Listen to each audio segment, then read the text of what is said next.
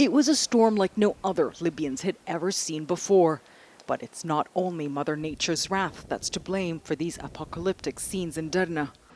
Right up there is where the dams were. When they burst, it unleashed all that water, the floods that swept entire neighborhoods like this into the sea. And you can see the force of the water when you look at buildings like this, and you can see how high the waves were.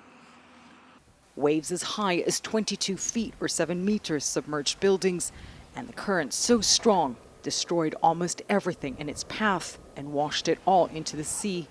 The Mediterranean turned into a graveyard for the people of Derna. How many lives lost here, no one really knows, but it's in the thousands. The once crystal clear blue waters, now murky and brown, tell the grim story of a city that once was, of those gone, young and old. Children a few months old, elderly people, pregnant women, they're in the sea, 21-year-old Abdul Wahab tells us.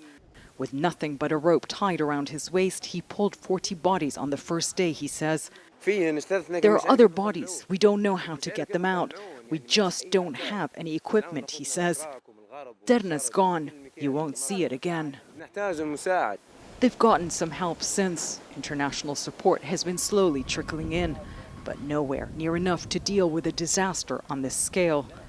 It's mostly Libyans here, volunteers from every corner of this bitterly divided country, foes who fought each other for years, united in grief, doing what they can to mend the wounds of this broken city. Most are here to try and give the dead a dignified end. It's not the time to lay blame for what happened, many say, but the dams had not been maintained for decades, residents say. Had they been, Derna and its people may still be standing. Nearly a week on, emotions here still so raw. Tariq and his family climbed on top of the water tanks on their roof. They all survived, but most of his neighbors did not.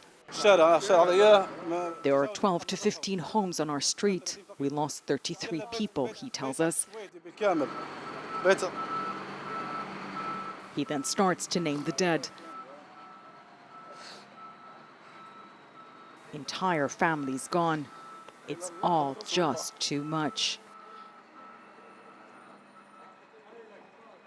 Libyans know loss and death all too well, but nothing could have prepared them for this. Jumana Karachi, CNN, Derna, Libya.